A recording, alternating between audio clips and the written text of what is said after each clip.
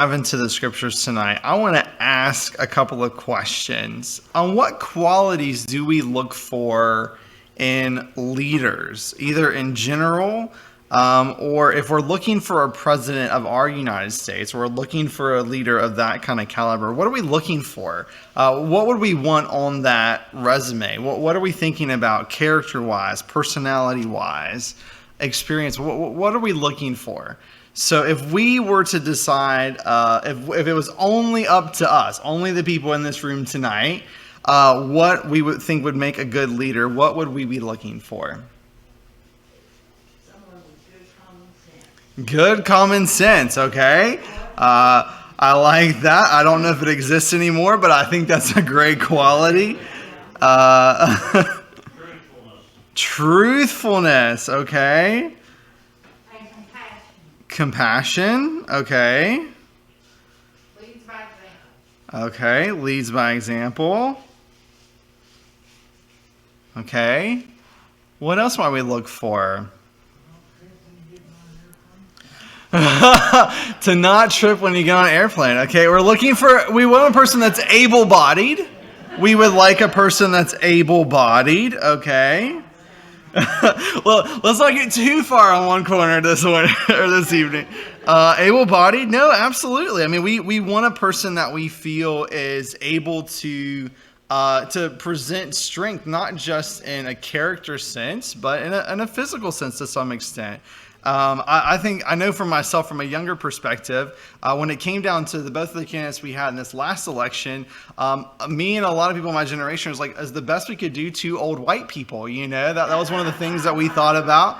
Nothing against white citizens, of course. We've had lots of wonderful white presidents. However, my generation is like, are there not leaders that are somewhat younger, a little more spry, perhaps, that could have been good candidates? But that's okay.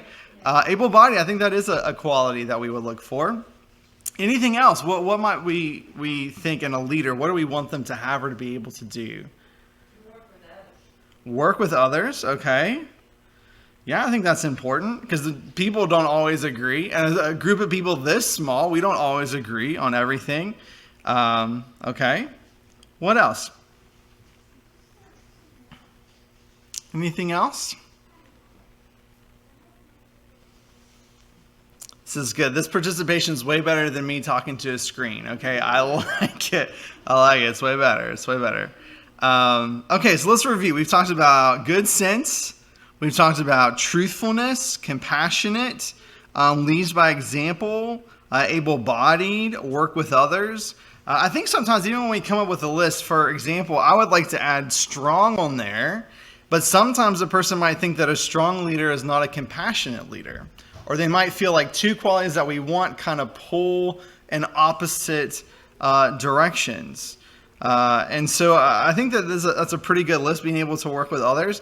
I'm not going to take time to ask if you feel like those are the qualities we have in the leaders that we have, whether that's nationally, whether that's locally, whether that's in schools or politics or anything, in healthcare or whatever. But I think that we all do come into leadership with a sense of what we would like, or what we would at least imagine that group of people would aspire to. And so for us, when we talk about 1 Samuel chapters 8, 9, and 10, we're in a unique part in Israel's history. We know that Israel has a history because God spoke to a man named Abraham and made promises to him. If God did not speak to Abraham and make promises to him, the nation of Israel would not even exist.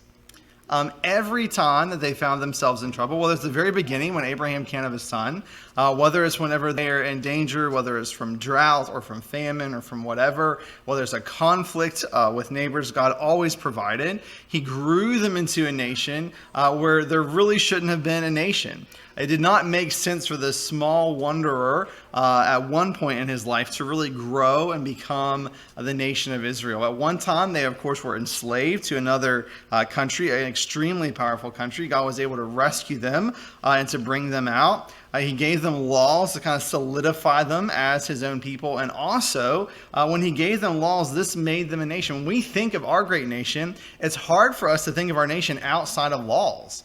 We can't think of it outside of a Declaration of Independence, outside of a Bill of Rights. Whenever you become a nation, part of being a nation is being able to have a rule of governance. And that's one of the things that we pride ourselves in America is the democracy that we have, or the republic that we have. It's so important to us. We talk about just making a decision for leaders, what we're looking for in this one room, but we in a real sense had a decision in the last election. We were able to go and cast a vote, and that does not happen in some other countries in the world.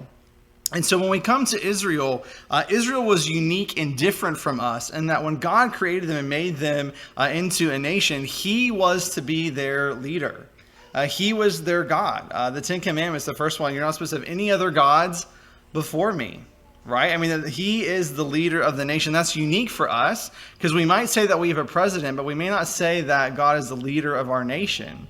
Now, we can say that in the sense of God's in control of all things, but our nation, if our nation was asked and polled as a whole, if they cared about whether God led us or not, I think more people than not might say that they don't care if God has any place in the governance of our nation when it comes to today. So for them, they were supposed to think of themselves as a people that belonged to God. The highest leader for them was God. Even if they had Moses as a leader, he was only a leader to the extent that God was with him. Even if they had Joshua as a leader, he was only a leader to the extent that he was obedient to God and God spoke through him. At the end of the day, the nation was always led by God. They had a strong sense of that. When it came to the period of Judges, everyone was doing what was right in their own eyes. We've talked about that to a little bit of extent. And so what we're going to see is as they're coming out of that, one of the solutions God has to bring his people back from forsaking him is that he raises up a prophet in the form of Samuel. But what they think that they need is to have a king like all the other nations around them. They are no longer satisfied with being a distinct people that God is their leader. They want a human leader. They want a human figure that will fight their battles for them. And we're going to see that God's going to allow that to happen, but it is going to come at a price and a difficulty for the people of Israel. They're going to transition into a period of being led by kings instead of led by groups, instead of forsaking the one leader they're supposed to have, which is God. So before we dive into chapter 8, a very, very fast review. So the time of the judges, everyone did what was right in their own eyes. They rejected the ways of the Lord. Even the priests were corrupt. Okay, we see this at the beginning of 1 Samuel, that the sons of Eli only sought selfish gain. In fact, the Lord was going to remove them from being able to serve in such a way. That's how bad the moral situation was of the people of Israel during this time period. So God promises to raise up a faithful priest, because God has always provided what was needed. If it was famine, God produced water. If it was food, God gave manna. If it was rescue from Egypt, God provided rescue. If the sea needed parted, God parted the sea. At this moment, what they need is they need a moral, spiritual revival. And so he promises to raise up a faithful priest. And of course, we know that Samuel is born. He's a part of God's plan there. The words king and anointed are introduced into Israel's story, very beginning in 1 Samuel. But I would actually submit to you that when we think of the terms of king or we think of the terms of anointed, it has actually already been said back in Genesis, the foundation has been laid, that kings will eventually become a part of the nation. Israel, of course, and the world are waiting for God to fulfill his promise to Abraham that all families on the earth are going to be blessed through one of his descendants. So when we think about this, we know the promises of God. I want to take you back just for a moment to Genesis chapter 17, verse 6. Because one of the promises that he made in Genesis 17:6 is, I will make you exceedingly fruitful, and I will make you into nations, and kings shall come from you. So I wonder, whenever the generation that was brought out of Egypt, when they were under the leadership of Joshua, if they were waiting in expectation that eventually they would have a king. I mean, if they even remembered that this had been said to Abraham at all. In Genesis chapter 49, verse 10, so close to the very end of Genesis, whenever they had been rescued in Egypt, at that point, Joseph had been sent ahead, sold into slavery. God rescued the family by bringing them all to Egypt. This is what he said. He said, the scepter shall not depart from Judah, nor the ruler's staff from between his feet, until tribute comes to him, and to him shall be the obedience of the people. So it sounds as if there's going to be a king that's eventually going to come, at least to the line of Judah. So perhaps the people have waited for this to come, but they're going to ask for it when we come to 1 Samuel chapter 8. There's a reason for this. Let's look at 1 Samuel chapter 8. And I'm going to read to you verses 1 and verse 2. It says, when Samuel became old, so I know last week we just talked about Hannah praying for Samuel. This is how far we've jumped in the story. Okay, Samuel's old now. We've skipped a lot of that. When he became old, and his sons were made judges over Israel. The name of his firstborn son was Joel. The name of his second was Abijah. They were judges in Beersheba. Yet his sons did not walk in the ways, but turned aside after gain. They took bribes and perverted justice. What's sad about Samuel's story is not that Samuel wasn't faithful to the Lord, because he was. He was obedient. He received the word of the Lord. We know that because it's recorded here in the scriptures. But one of the things he did pick up from Eli, unfortunately, is that he did not train his sons to follow well after him. And so the people of Israel say, we've been here before. You were the answer to the problem last time. Whenever Elijah's sons weren't, when Eli's sons weren't prepared or weren't ready to lead the nation in a way that was good, you are who God raised up. Well, now we're in a situation, you're about to die, it looks like, or you're getting older, so that day is going to come. Your sons are not qualified to step into the role of leadership that you possess. So we want to submit to you that what Israel really needs is a king.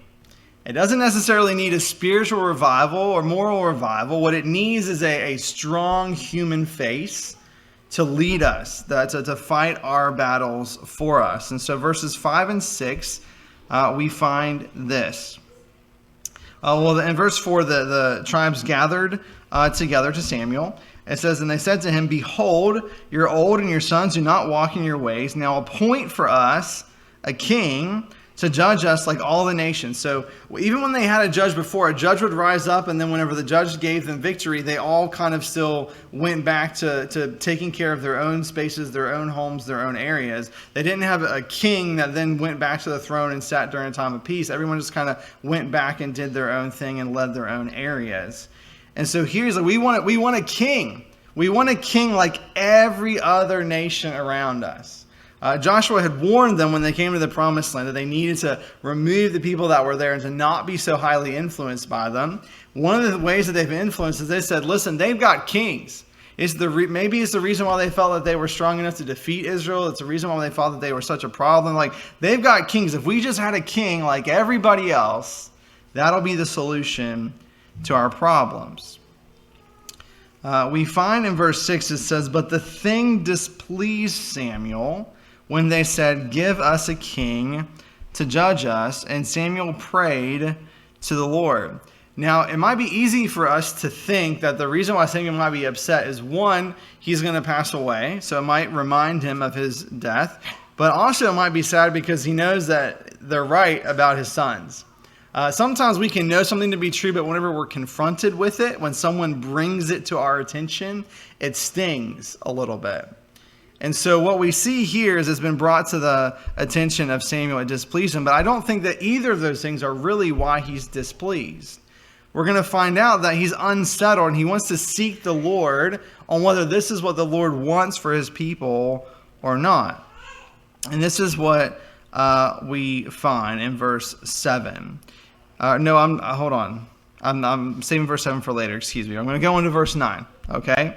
1 Samuel chapter 8, verse 9. It says, now then obey their voice, only you shall solemnly warn them and show them the ways of the king who shall reign over them. So Samuel seeks the Lord as he has done on various occasions. He was a leader in that respect. And the Lord reveals to him, he says, listen, obey what they're asking. Samuel, give them a king, but before you give them a king, warn them what a king is going to do to them. Now, there's a lot of verses that follow after that talk about it. But to summarize that, he says, when you have a king, you are at the mercy of the king. The best of your land is going to become the king's. The best of your servants is going to become the king's. If the king wants something from you, he has every right to demand it. That's how kings work. He says, you don't have that right now. You don't have to give up 10%. When we think of taxes, anyone like taxes? I've not met a soul that really likes taxes, okay? So what he's saying, when a king comes, there are downsides to having a human leader over you. Be warned, because before this, they didn't have to do any of that. They didn't have to give out 10% of land, 10% of grain, 10% of produce. They didn't have to do that, right? Now, they needed to tithe to the Lord. That's one thing. Well, now they need to give to the Lord, and they also need to give to support to the king, because that's the earthly leader they want to have over top of them. It says that eventually he's going to take whatever is needed, whether that's going to be your children for war, whether that's going to be for service, or for whatever he considers needed. So he gives warning saying, this is what you think you want, but when you get it, it's not going to be as good as you think it is. How many times have we prayed and asked God for something that we thought was absolutely what we needed, and sometimes God has decided to give it to us in order to teach us that what we thought we needed wasn't exactly what we needed. This is what we're going to see when it comes to a king. In verse 19, after he has warned them, chapter 8, verse 19, but the people refused to obey the voice of Samuel, and they said, no, but there shall be a king over us. Samuel, thanks for the warning, but no thank you. We want a king. We want him. We want him. Give us a king. As I was reading this week, I loved how it was phrased by authors Heath Thomas and J.D. Greer in their commentary on 1 and 2 Samuel entitled Exalting Jesus. They put it this way. They're trying to write this as if they were the people asking for a king that day. Okay? Well, sure, it is all well and good to have God there as a safety net. Something to fall back on in an emergency. We certainly do not want to tick him off so that he sends us to hell. But in the here and now, we have real bills to pay, real enemies who want to hurt us, and real social issues to deal with.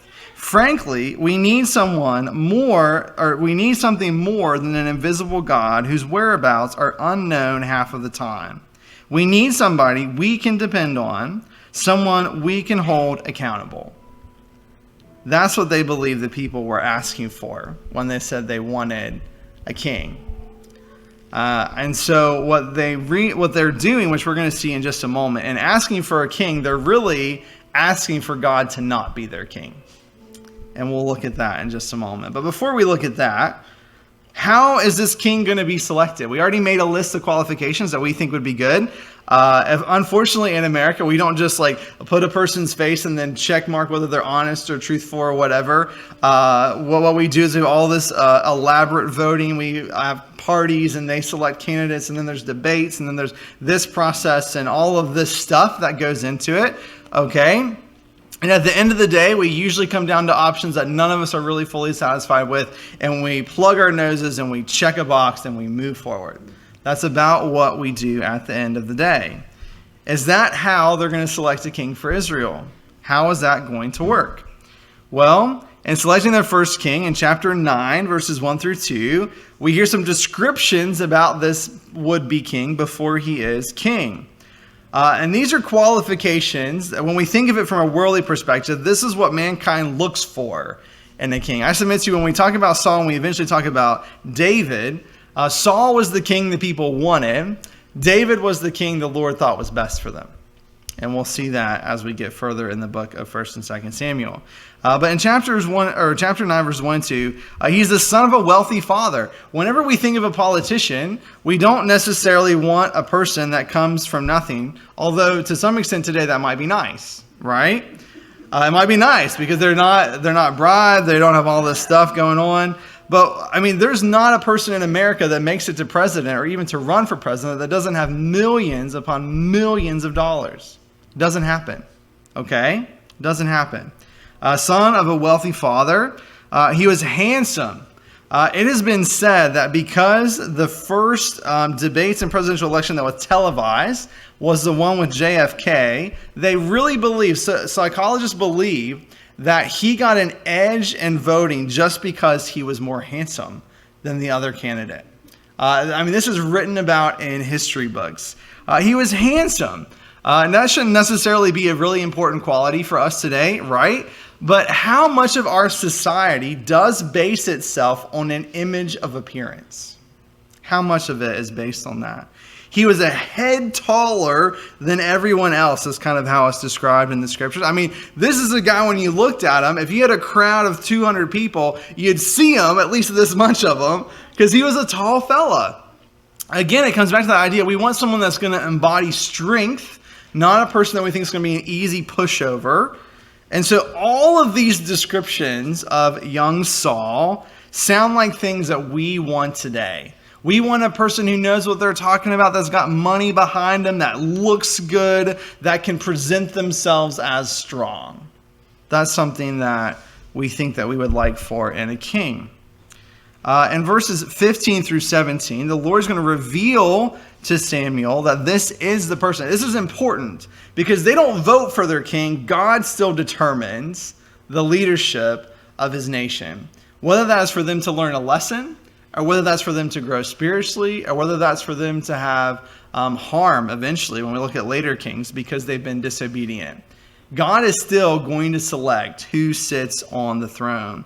I would submit to you, he still does that to us today. He works through the vote in order to allow a person to be where he wants them to be in any country on the face of the earth. But it's unique for Israel because they don't really have a say in this at all.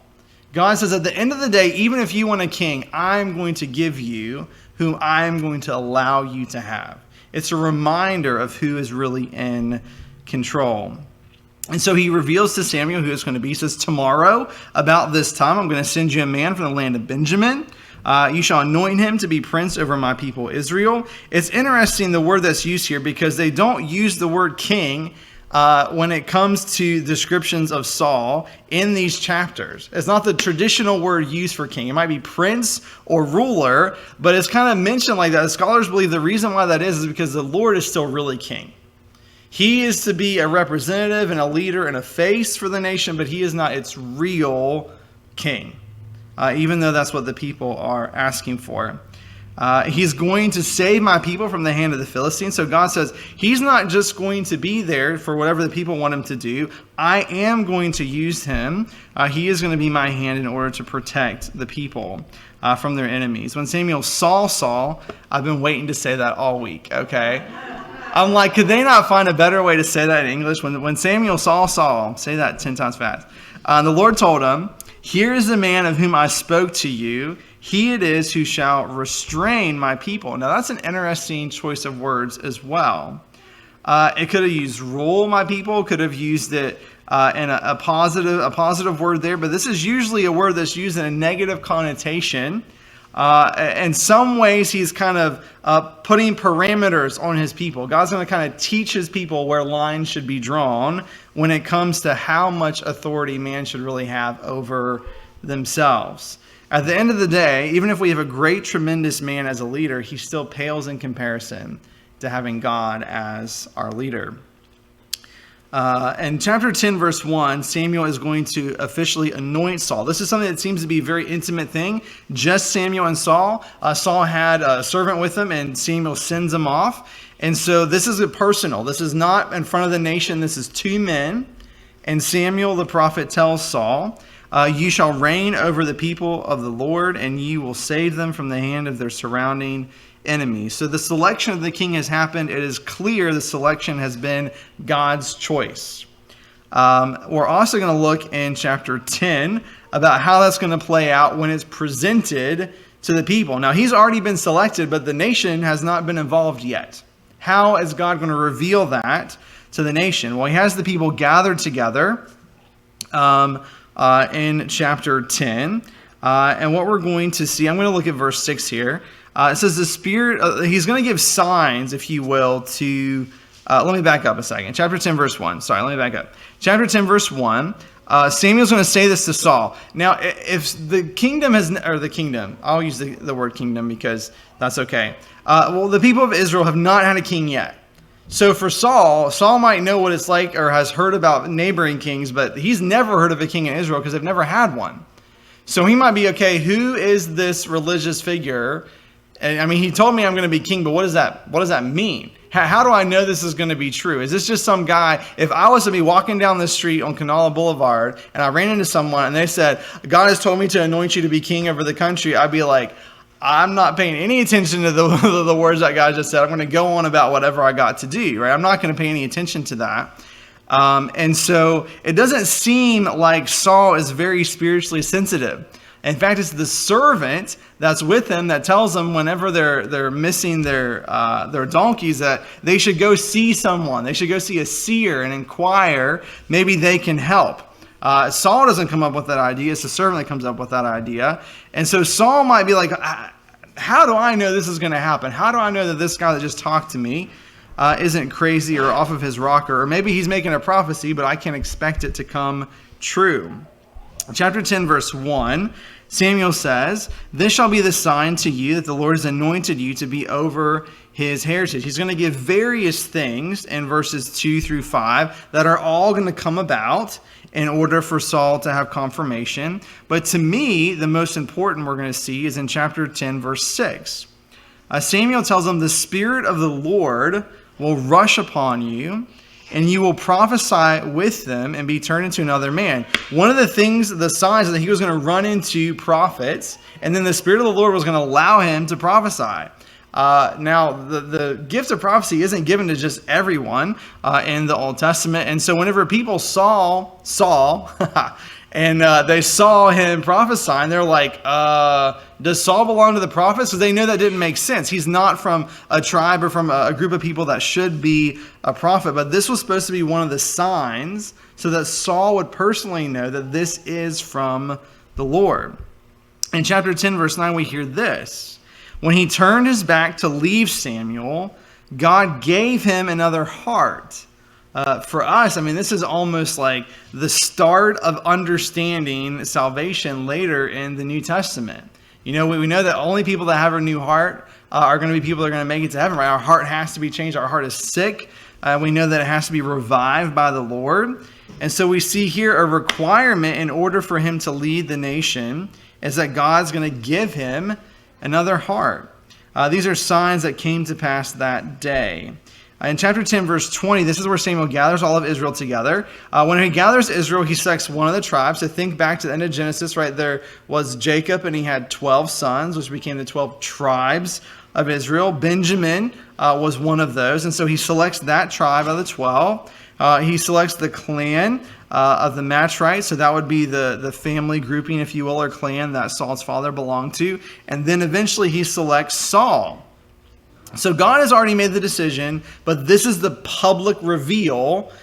Samuel said, "You wanted a king, this is your person." But here's the problem. Whenever they announced that, he's nowhere to be found. In verses 21 and 22 of chapter 10, they sought him, but he could not be found. And then they inquire of the Lord, "Well, where is this man that's supposed to be our king?" And the Lord reveals to them, he's hidden himself among the baggage. So here's the guy that is ahead of everybody else. He comes from money. He's handsome. And on the day that he's supposed to be revealed to the nation as the king they're asking for, he's hiding. Things are not off to a good start with the king they asked for. That's how we're supposed to understand these chapters.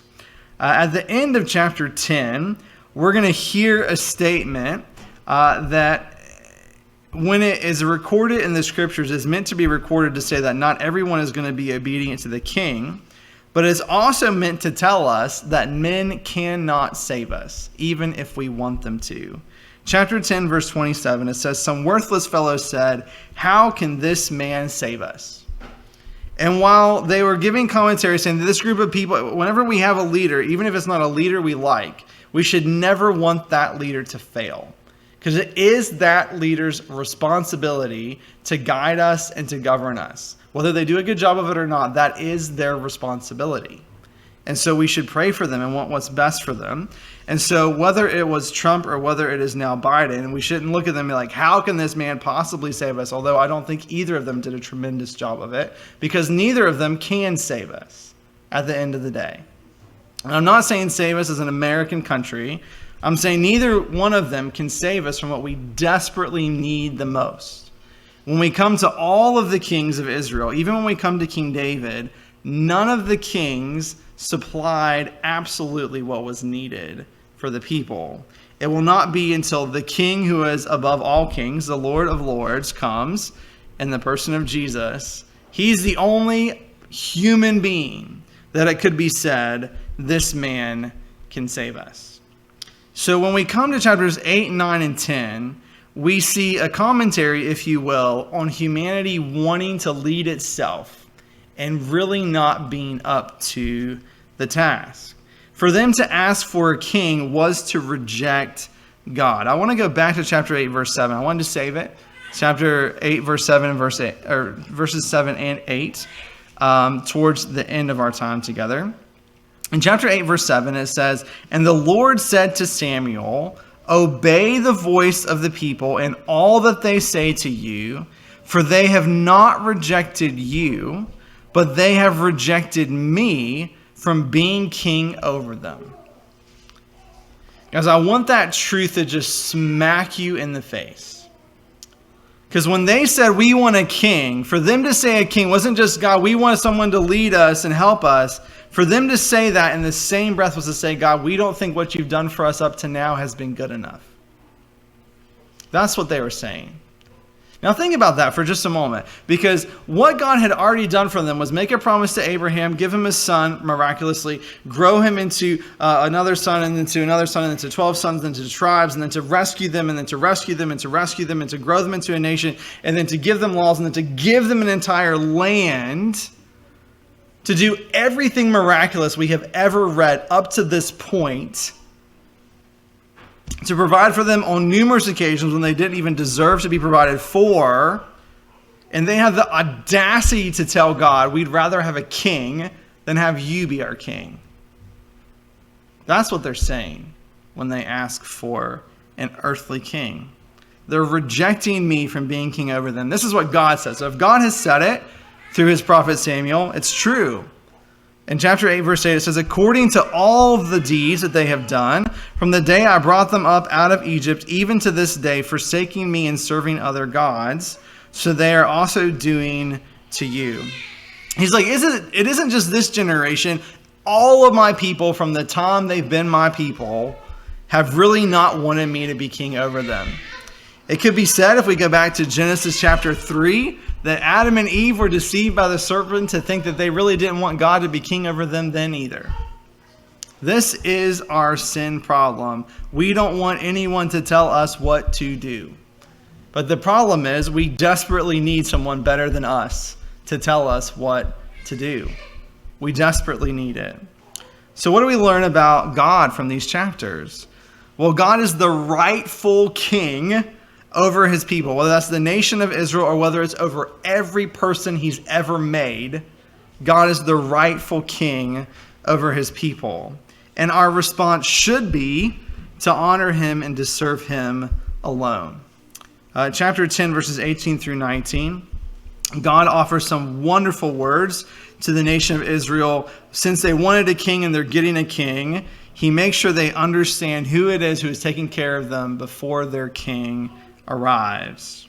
In chapter 10, verses 18 through 19, he said to the people of Israel, thus says the Lord, the God of Israel, I brought up Israel out of Egypt, and I delivered you from the hand of the Egyptians and from the hand of all the kingdoms that were opposing you or oppressing you. But today you have rejected your God who saves you. To hear God audibly say that, I mean, to feel the weight of those words, from all of your calamities and your distresses, and you have said to him, set a king over us. When it tells us in the book of Revelation, everyone's going to have to stand before God one day and give an account I wonder what's going to be a list of things that God can personally say to each individual of what he's done for them. It will absolutely be, I made you, I knit you together in your mother's womb. It's going to include, I sent my son Jesus to die. It's going to include some tremendous things, but it's going to include so many other things that they don't even know. About a light being green when it could have been red, or a light being red when it could have been green. God allowing things to happen in their life, providing in so many different ways for them to have the opportunity to acknowledge him as king and to live for him as king, and for them to have not done so. It will not be pleasant when anyone comes on that day and has not recognized Jesus as the king that deserves their full allegiance. This is the purpose of chapters 8, 9, and 10. It will be the purpose of all of the king history for Israel, because every king that comes, some will be good, some will be awful, some will be a mixed bag. But even after all of the kings have come and gone, there's still a promise of the king. Of the king. Because a person has to be much more than just an earthly leader in order to be what we need. And thank goodness, Jesus is more than just an earthly man, but the very Son of God, the very promised king for us. I want to close by two sets of verses, or two examples of verses, I should say, in the New Testament that talk about Jesus and his kingdom. So it wasn't necessarily wrong for Israel to desire a king. The motivation behind it was wrong. They just wanted a king that they wanted. They didn't want the kind of king that they would receive. In John chapter 18, verse 36, Jesus answered. This is when he talks to Pilate, whenever he has been arrested and he's been brought for trial.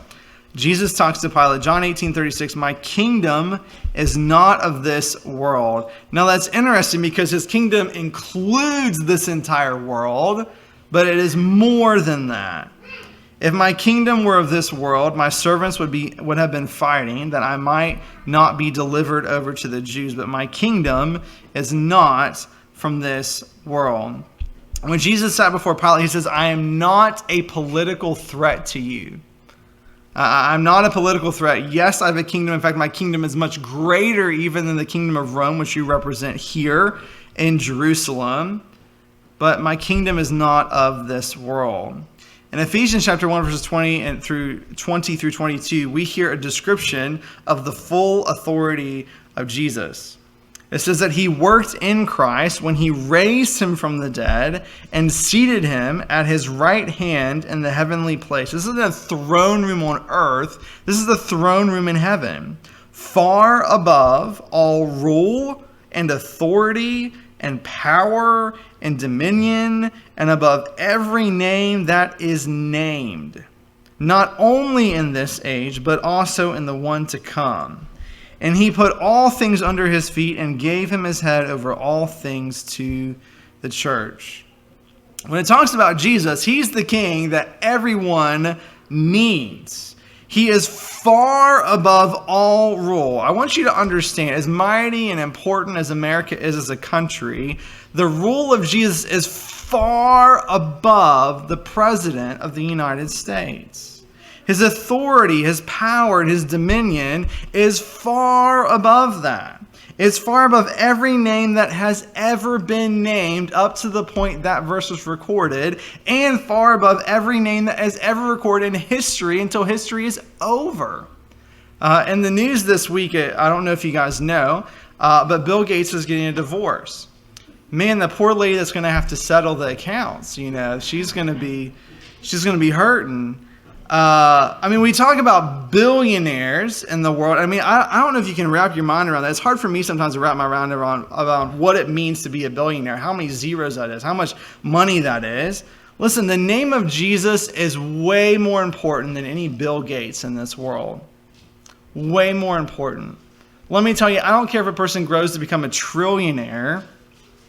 No matter how important their name might become on some fancy list somewhere, they're going to have to answer to God one day, and they're going to be powerless to do anything about their eternal destination if they have not received Jesus. The scriptures tell us that one day, at one time, every knee is going to bow, every tongue is going to confess that Jesus is Lord. Everyone one day will recognize Jesus as King. It'll only be good for the ones that have recognized it before that day. May we be such people.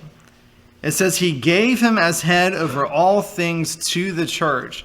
I wanted to include that verse tonight because when it seems like things are falling apart, when it seems like the church has got less influence in the world than ever, is it possible because we have settled for authorities that are less quality than the king who is supposed to be the ruler of our lives? Have we thought at times that, man, if our nation just become a Christian nation, I've heard that, and I don't think that statement is necessarily a bad statement, but I think what's usually meant by that is if we could just get people that claim to be Christian in an office of power, then our nation will be in a better place. Let me tell you, we don't need people that necessarily have the title of Christian in a position of power, because we can talk to the person who has the highest power and authority in all of the world. Okay? We don't have to wait for some Christian to take that office. All we have to do is pray to him tonight and ask him to do something. He is given as head over all things to the church.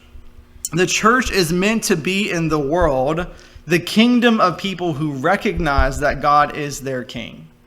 Not an earthly power, not some earthly thing that we chase after, not our appearance, not our amount of money, not our amount of authority, but that Jesus is the most important ruler of our lives. That's what the church is supposed to be, a group of people that are composed and believe that truth. My friends, let us not settle for arguably the greatest nation on earth. May we not be satisfied unless we really believe truly that Jesus is our King. Because any person in a foreign country that could be a third world country, a child that is 7 years old, starving and wondering for their next meal in Africa, but has Jesus, has more authority than the President of the United States. Let me try to get that across to you. Okay? So let us understand who we have access to. Let us understand who our real king should be, and may we not settle for anything less. Okay? That is the plan when we come out of 1 Samuel chapters 8, 9, and 10. May we not so easily satisfy for the kings that we think we should have, or the kingdom qualities that we think we want, power, authority, and all those things. May we only be content when we know what Jesus wants us to do and we do it. Gosh, that got a little more intense than I expected tonight. That's okay. But that is essentially 1 Samuel chapters 8, 9, 10 in a nutshell. We're going to kind of fast forward again, because remember last week we talked about Samuel being born, and then we opened our story tonight in Samuel's old. We're going to have a similar jump forward where we're going to kind of skip over some of the earlier stuff of Saul's life, and we're going to kind of get to a point where we're talking about Saul fading from being the king of Israel, and we're going to see David start to come into the picture. Any comments, questions tonight before we close? You know, Jonathan, when a country prefers to be politically correct and put scriptural correctness on the back burner, that nation is an abomination to God. And it will fall. It will fall. It will fall. Because there wasn't Rome that fell from the inside. Rome, yeah, Rome fell from the inside. That's what's happening to us. The only thing that will spare America is revival. May we pray for it. May we live as if we have it. Any other thoughts or comments or questions tonight? Jim and I have a friend who is a Messianic Jew. Okay. And we have started a study of the Torah on Friday nights with them. Okay. Via Zoom meeting. And I have been amazed as we have studied that, and as we've listened to your studies, and we're reading through the Bible this year for the first time, how there is such a harmony among the Old Testament books as much as there is in the New Testament. Sure. I mean, you can't understand the New Testament without understanding the Old Testament. I mean, you really can't. You don't get the depth. You don't understand all that's happening. Do you guys know what she means when she uses the term Messianic Jew? Do you guys know what that means? You can say no, it's okay. Okay, so as a whole, the Jewish people still believe that their Messiah is coming. They do not believe that Jesus was the king, the Messiah, the anointed one, the fulfillment of Old Testament prophecies. And so the Jews are still waiting for a Savior to be born. Christmas is not a celebration for them. Okay, Hanukkah is, but that's a different thing. Okay, they don't celebrate the birth of Jesus because for them, that's not their king. Now, for a person to be a Messianic Jew means that they have recognized Jesus as their Messiah. That's where that term Messianic comes from. So when she says that, this is a person who is Jewish in ethnicity. He's a descendant of Abraham, belongs to one of the 12 tribes, and does recognize Jesus as their king. So I don't know if you guys are familiar with that term or not. There are a growing number of people. I don't know if I'd say a large number of people, but there's a growing number of Jewish people who are recognizing Jesus as the Messiah. And if you read Revelation, that's part of the prediction of the end of the world. So we better be ready. better be ready. But thank you for sharing that. And the Torah, I don't know if you guys are familiar with the word Torah either. That's the first 5 books of the Bible. That's what they would call the Torah. So Genesis, Exodus, Leviticus, Numbers, and Deuteronomy is what makes up the Torah for them. Anyone else a thought or comment or question tonight? Well, I was just going to say, one year when Karen Summers taught like the middle school or something. Okay. A group of us was able to go down to the B'nai Israel temple. Okay. And go in and they explain some of the things they do. And that was so interesting, you know. Sure. I know it had to be 20 years ago, but I still remember how interesting that was. Yeah, just to have that experience. Yeah. But I was going down to Bible college, Bible school down South Charleston, or the leader of our school there. He said, you know why David picked up 5 smooth stones? Of course, we didn't know. He said, those 5 smooth stones represent the first 5 books of the Bible. Oh, okay. So he picked, the Torah. Okay. He picked up A stone for each book. He only needed one.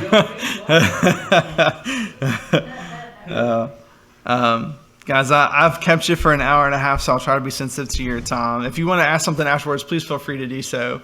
Just grab me and ask. But let's close in prayer tonight. God, we thank you for our time together. We thank you for your word, that it has been recorded for us to hear and to understand. God, I pray that you continue to give us deeper understanding of it. And Father, not just an understanding of it, but then application of it.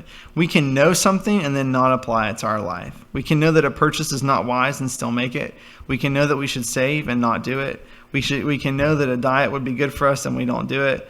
God, I pray that we wouldn't just know the things that has been recorded in your word, but God, we would live them out in our lives. God, not just to know that you should be king of our lives, but Father, to live as if you are. To live as if you're the highest authority. We recognize you as that. We seek you in our decision making, Father, on a day-to-day basis. God, I pray that you bless the people here tonight. Just continue to provide. God, you alone know every need, financially, physically, emotionally, mentally, so many ways. God, just meet needs as they're needed. And God, may they see that they have been met in you. We thank you. We ask these things tonight in the name of Jesus, and amen. Hey, I love you too.